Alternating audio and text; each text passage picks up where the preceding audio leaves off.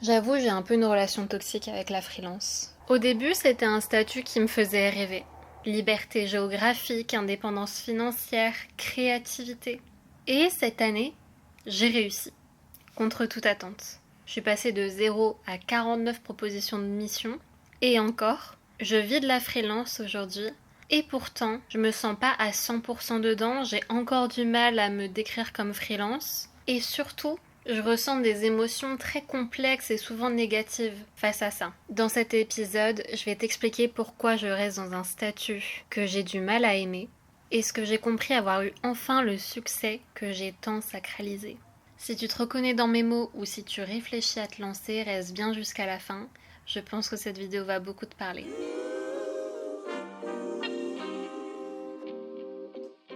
Bienvenue sur mon podcast Art Thérapie, je m'appelle Mira et on est à la 5e vidéo de mon défi anti-procrastination. Si tu le sais pas encore, je me suis lancé un challenge pour enfin dépasser mon immobilisme et j'étais censée faire un podcast par jour pendant une semaine, j'avoue ça fait 2. Mais voilà, ce qui compte c'est qu'on se mette en mouvement et je t'invite à me suivre dans ce challenge et à toi faire une action par jour que tu repousses et qui te ferait avancer sincèrement. Aujourd'hui, sujet un peu touchy pour moi. En fait, j'ai l'impression que, surtout sur YouTube, il y a une très grande romantisation du statut freelance. Et moi, je vis une réalité qui est totalement en décalage avec ce qui est montré sur les réseaux.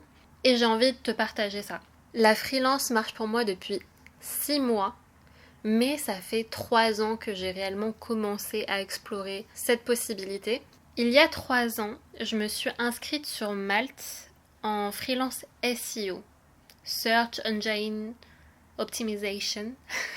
Mais j'avais 0 client, 0 demande. En plus, j'étais assez jeune. Et fast forward, la fin de mes études. Pour te la faire courte, j'ai fait école de commerce pour pas me fermer de porte, pour gagner plus d'argent. Sauf que j'ai toujours voulu faire du design. Cette envie n'est jamais totalement partie et je me suis juste dit pourquoi pas. En fait, pourquoi pas? Donc j'ai créé mon profil design sur Malte. Ça a pas marché, surtout que je savais pas trop comment me définir. Moi qui n'avais pas fait d'école de design, je me sentais illégitime. J'avais l'impression de ne pas avoir de vrais art skills, je connaissais pas la suite Adobe. Et voilà, il y avait un peu ce conflit interne du métier d'illustratrice designeuse qui me faisait rêver et en même temps je pensais que c'était inaccessible et que j'y arriverais jamais. J'ai commencé à avoir des demandes un peu timides fin de l'année dernière et qui étaient souvent un peu de la même nature, mais j'ai pas prêté plus d'attention que ça parce que moi je ne voulais absolument pas me nicher. Sauf que début de cette année, maintenant, je me suis mise en danger. Je suis partie en Thaïlande avec 4 000 € sur mon compte et pas de source de revenus. Donc j'avais plus le choix, il fallait que ça marche. Et je me suis nichée et j'ai eu très très très vite beaucoup de demandes clients. En l'espace d'une semaine, j'étais dans le bain. J'avais trop de demandes, j'enchaînais les appels. Je n'avais plus le choix que de dépasser mon syndrome de l'imposteur et ma peur de me vendre. Et depuis, ça marche très bien. On est 6 mois après. Et pour être honnête, je suis blasée. J'en ai déjà marre. En vrai, j'en ai déjà marre, mais je pense que le problème a été comment j'aborde en fait ce statut. Et peut-être qu'il y a un problème d'alignement. Est-ce que c'est totalement fait pour moi? Donc si tu veux pas répéter mes erreurs ou si tu vis la même chose que moi, reste parce que je pense que ça va être très intéressant pour toi. Commençons par les raisons pour lesquelles j'aime pas la freelance. Pour commencer, la freelance, c'est ni être entrepreneur, ni être salarié. En fait, c'est souvent vendu comme justement un statut d'entre-deux qui te permet d'être indépendant, d'être libre tout en ayant cette sécurité, en travaillant pour des entreprises, en travaillant sur plein de projets différents, ce qui te permet d'être polyvalent et de t'enrichir personnellement, etc. Mais tu peux le voir aussi du mauvais côté. Et limite à l'extrême opposé. Pour moi, c'est un statut où je me sens loin d'être libre parce que je dépends de mes clients.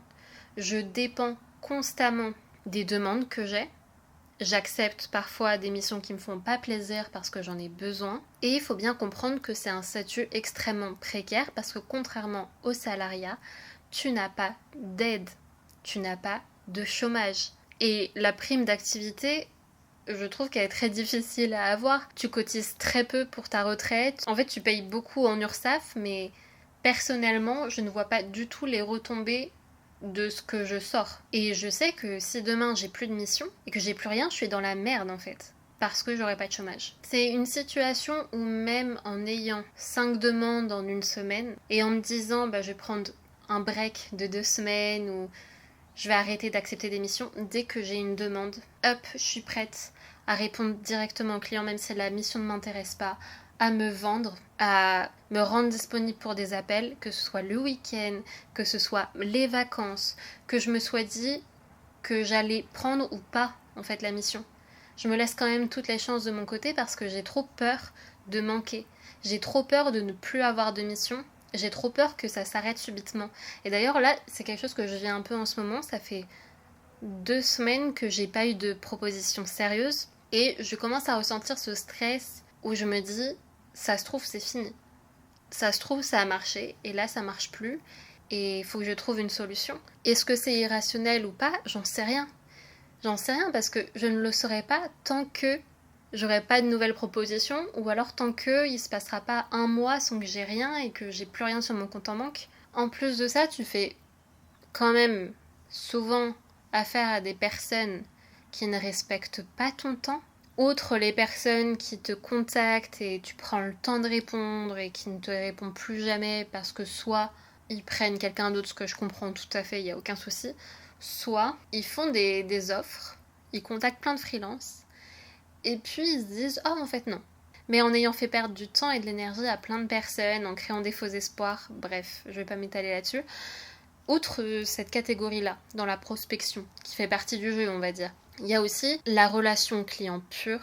2 clients que j'ai eus, 2 missions que j'ai validées, des personnes avec qui j'échangeais, on faisait des allers-retours, pas de soucis. Et du jour au lendemain, plus rien. Donc j'attends les retours, je relance.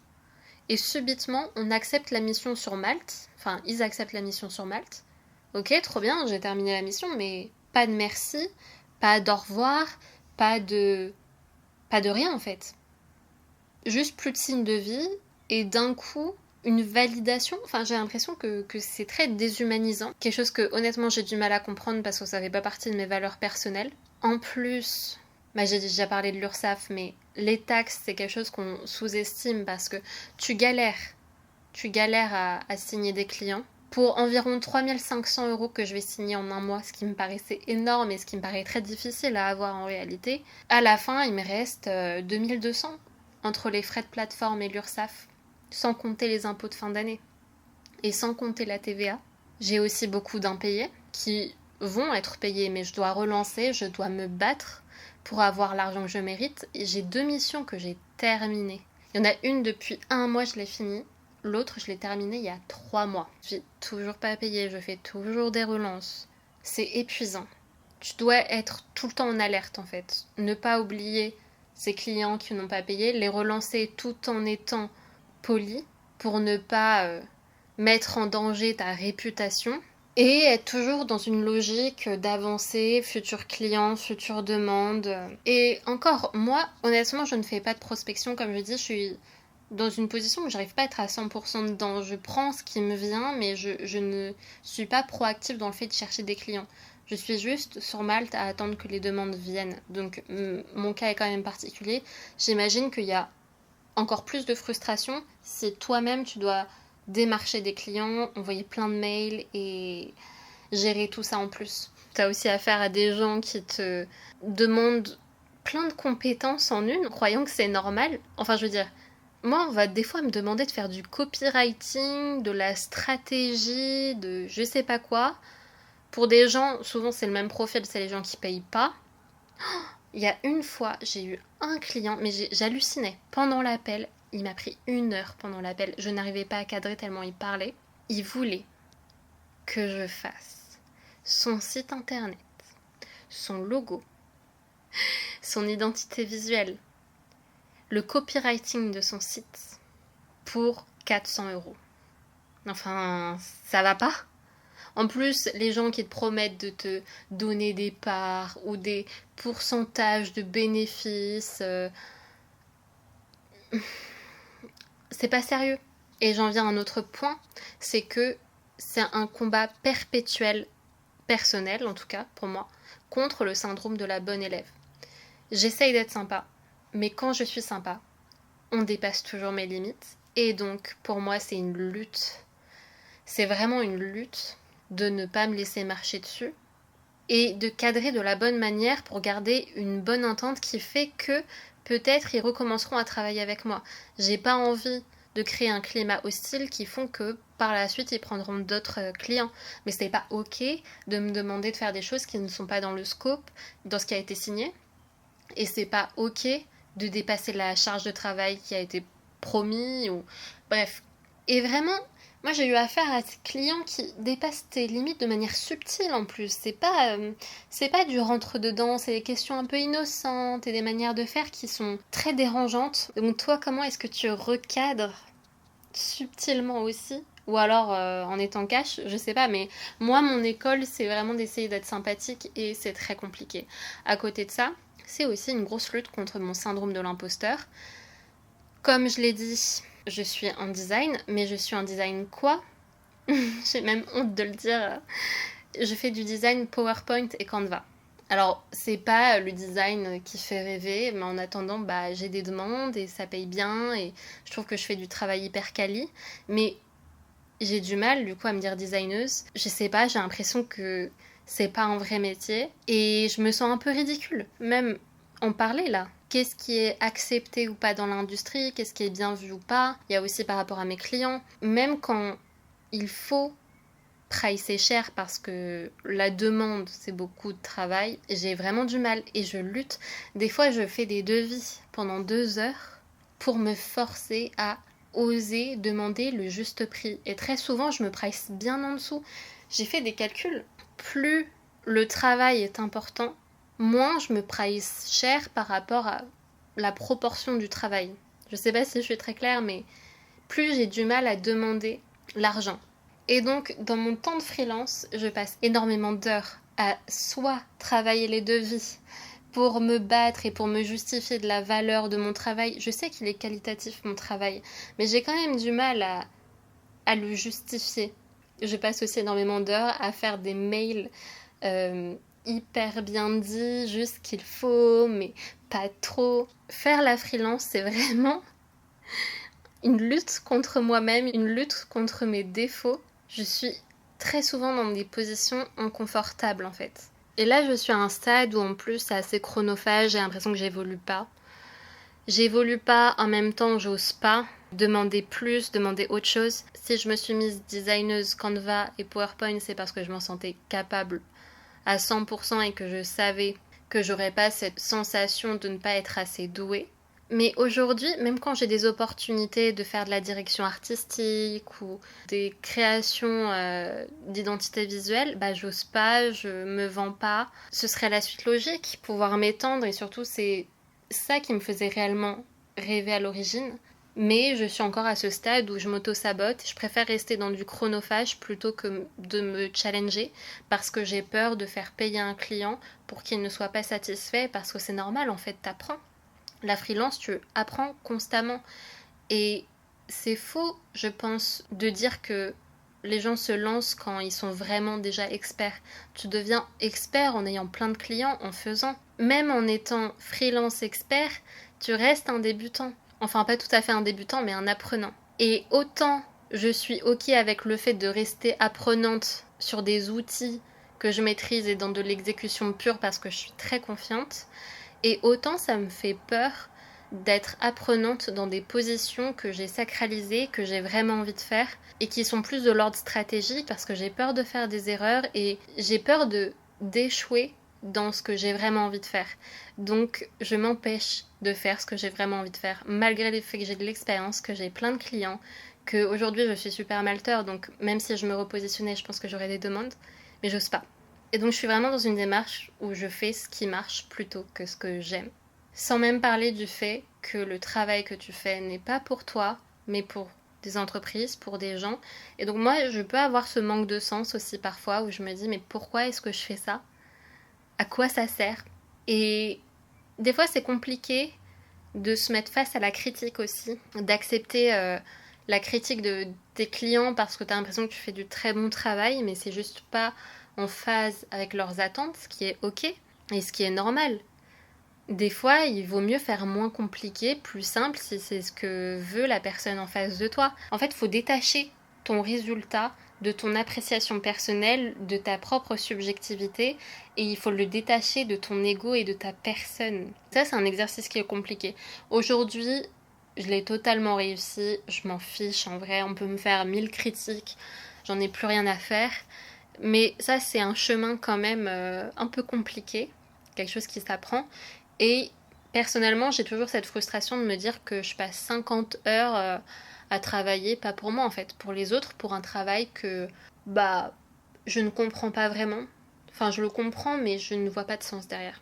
Donc voilà, ça c'est vraiment tous les aspects négatifs qui font que à chaque fois que j'ai une mission, il y a toujours un moment où je suis frustrée ou énervée ou aigrie. Mais je vais quand même aborder les points positifs parce que malgré tout ça, je reste dans ce statut et je ne compte pas arrêter. Donc je vais te dire pourquoi. Bon, déjà comme je l'ai dit, un gros bénéfice, c'est se forcer à sortir de sa zone de confort. Moi, je sais que ma confiance en moi, pas que professionnelle, mais aussi dans ma vie, a beaucoup évolué depuis que j'ai commencé la freelance parce que j'avais plus le choix. J'avais plus le choix que de progresser, j'avais plus le choix que de me vendre, j'avais plus le choix que de faire des choses aussi simples que calculer mon juste prix et de faire ma compta. J'ai progressé de plein de manières différentes et je crois que je l'ai abordé dans un autre épisode, mais la claque que je me suis prise en début d'année qui m'a permis de me lancer et qui ensuite a fait que j'ai autant progressé et que j'ai construit ce socle de sécurité assez solide m'a fait quitter cette léthargie dans laquelle j'étais où je me posais 1000 questions. En fait, le fait d'être en freelance et d'avoir des clients me permet d'avoir un cadre dans la vie de tous les jours en tant qu'indépendant qui fait que j'ai pas le choix que de me mettre en mouvement, j'ai pas le choix que de travailler pour mes clients, j'ai pas le choix que d'être assez disciplinée pour avancer, pour compléter le travail pour lequel je suis payée. Et moi, ça a été très bénéfique d'avoir ce cadre qui me permet à côté de travailler pour mes projets plus perso, la création de contenu notamment, qui me permet d'avoir une routine qui est assez saine. Parce que quand j'avais pas la freelance, mes journées se ressemblaient, j'avais du mal à être ma propre patronne, à être disciplinée, à avoir des objectifs.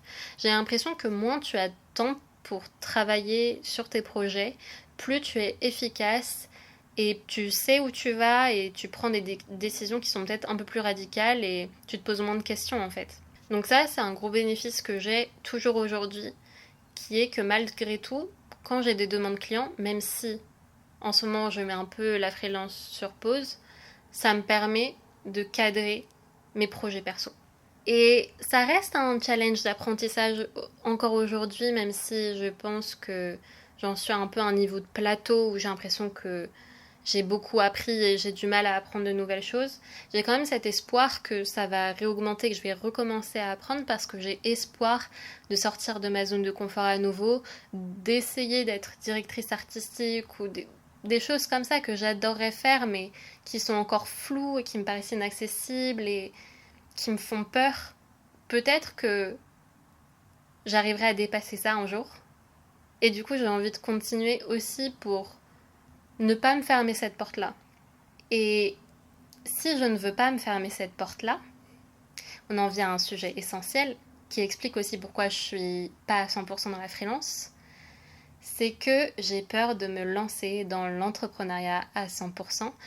J'ai choisi ce statut d'entre-deux, et même vis-à-vis de ce statut, je suis dans un entre-deux.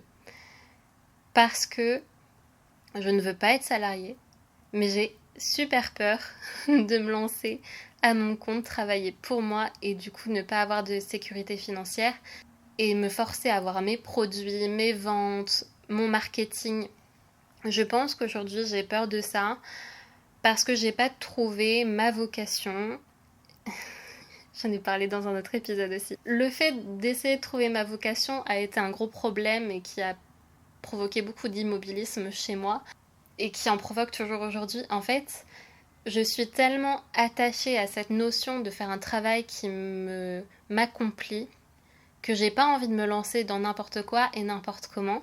Et donc, je préfère, entre guillemets, rester dans la surréflexion plutôt que dans l'action, quitte à trouver les réponses en chemin. C'est plus tout à fait vrai. Je me suis clairement lancée grâce notamment à ce challenge anti-procrastination. En attendant, la freelance, c'est quand même très rassurant. C'est très rassurant parce que je me dis que malgré tout, j'ai ça. Et j'ai pas envie de me fermer cette porte-là, en tout cas aujourd'hui. Et en même temps, le fait de ne pas fermer cette porte, ça m'empêche d'aller aussi à 100% dans l'entrepreneuriat.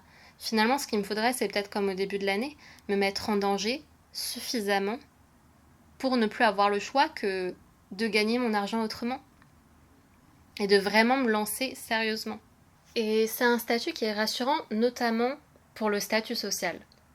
Moi, ça me rassure beaucoup de pouvoir dire à ma famille ou à mes amis ce que je fais dans la vie. Parce que quand je n'avais pas ça, je redoutais et je détestais les questions par rapport à ce que je faisais, par rapport à où j'en étais, quelles étaient les nouvelles, comment j'allais. Parce que c'était flou en fait, c'était tellement flou et l'entrepreneuriat c'est quelque chose qui est à mon sens difficile à expliquer face à des personnes qui ne sont pas du tout familières avec ça. Et pouvoir dire je suis freelance en design, me donner cette impression de toujours appartenir à une société et peut-être une illusion de réussite. J'adore voir que j'ai de plus en plus de missions, de plus en plus de clients. J'adore voir que je complète certains statuts sur la plateforme. Et ça vient nourrir mon côté bon élève et je me dis mes parents peuvent regarder ça et savoir ce que je fais. Donc je pense que ça fait aussi sincèrement partie des raisons pour lesquelles je continue et que je compte continuer pour l'instant. Je pense que je ne suis pas encore tout à fait ok avec le fait d'assumer être 100% à mon compte et à travailler à 100% pour moi et de devoir me justifier, en parler à mon entourage. Et outre le fait de pouvoir me catégoriser dans cette société, c'est aussi cool, honnêtement, pour mon ego personnel, de voir les clients que j'arrive à signer. En fait, j'ai l'impression qu'il y a une partie défi, challenge, où mon salaire augmente, mon taux journalier moyen augmente de plus en plus. J'ai quand même des entreprises avec qui je travaille qui me contactent et que je connais depuis extrêmement longtemps et je suis fière en fait. Mais de l'autre côté, voilà, je suis pas forcément fière, non pas du travail que je fais, mais de la catégorie de travail que je fais. Enfin, je me dis, je travaille pour des clients stylés, mais pour des trucs où j'ai l'impression personnellement que c'est pas très stylé. Donc c'est un peu conflictuel et un peu compliqué comme sentiment, mais bon, voilà. Et j'en suis toujours à un stade de sentiment de précarité et de danger financier qui fait que si j'ai de l'argent qui m'est proposé, j'ai du mal à dire non. J'ai pas envie de me tirer une balle dans le pied et de refuser de l'argent facile parce que j'ai les compétences, l'expérience, etc. Si j'ai pas un coussin de sécurité suffisamment grand sur mon compte en banque. Donc voilà, je suis toujours dans un entre-deux où je ne pousse pas, je ne prospecte pas. Et finalement, là, j'en fais quasiment plus. Je me suis mise à 100% à la création de contenu, mais je garde ça sur le côté. Et à la fois, je me dis que c'est toujours ça mon activité principale et que ça va pas changer de sitôt. Mais je suis ok en fait avec cette complexité de ressenti et de sentiments parce que c'est juste la complexité de la vie. Faut juste, je pense, être ok avec soi-même et surtout se poser les questions de quelles sont tes valeurs personnelles, quelles sont tes ambitions. Moi, je sais que mon ambition finale, c'est l'entrepreneuriat. Et je pense que c'est pour ça aussi que j'ai autant de mal avec la freelance. Parce que j'ai l'impression d'être toujours pieds et mains liés, d'être dans un entre-deux que j'assume pas. Donc, pose-toi juste ces questions-là. Ça se trouve, pour toi, c'est un statut idéal de pouvoir travailler pour les projets des autres et te développer et monter les échelons et pourquoi pas te challenger, peut-être travailler dans les bureaux de ces entreprises-là. Mais voilà, il y a une question d'alignement qui est important et il faut être aussi au courant. Le plus important pour moi, c'est vraiment ce sentiment de précarité qui reste, même quand tu réussis, où tu as toujours l'impression que ça va s'arrêter du jour au lendemain. La suite pour moi est assez floue parce que j'ai vraiment envie de continuer à 100% dans la création de contenu. Je me suis rendu compte que j'arrive pas à être multiprojet. J'arrive très bien à être multiprojet dans la freelance, mais j'arrive pas à être multiprojet dans la catégorie de travail. Et donc quand j'ai des travaux freelance, j'arrive plus à avancer sur mes ambitions. Mais quand je travaille à fond dans mes ambitions, je suis tellement dedans que j'ai plus du tout envie de faire de la freelance. Donc là, je sais pas, je vais encore me donner à fond dans ce challenge, dans la création de contenu, les vidéos YouTube, podcasts. Et on verra. On verra, je sais que je ne vais jamais prospecter. Peut-être que par culot artistique, enfin me mettre la casquette directrice artistique, mais c'est pas ma priorité. En fait, je vois ça plutôt comme une side quest si je le fais, plus par aventure que par vocation. Encore le mot vocation, maintenant j'ai du mal. Dans tous les cas, c'était important pour moi de faire cette vidéo parce que vraiment je trouve qu'il y a trop de romantisation sur ce sujet-là et c'est bien de rappeler que ce statut n'est pas fait pour tout le monde et que même quand ça te plaît, ça peut venir avec beaucoup de sentiments négatifs et beaucoup de challenges par rapport à soi-même. C'est vraiment, comme je le disais, un combat contre moi-même permanent, contre mes défauts, contre mon envie de trop bien faire plaisir, poser ses limites. Bon, voilà, tous ces sujets-là. J'espère que cet épisode t'a plu, il était plus court que d'habitude, mais il était très sincère. Je serais curieuse de savoir si toi t'es freelance, comment tu vis ce statut-là et est-ce que tu te reconnais dans ce que je dis. Et puis on se retrouve pour le 6e épisode sur 7 du défi anti-procrastination. Et j'oubliais, si tu veux me soutenir dans mon projet, dans mon projet pour quitter la freelance, oublie pas de t'abonner. Ça me ferait très plaisir et ça me boosterait vraiment à continuer. Et puis si tu me laissais un petit commentaire au passage, ça me ferait très plaisir. Bisous!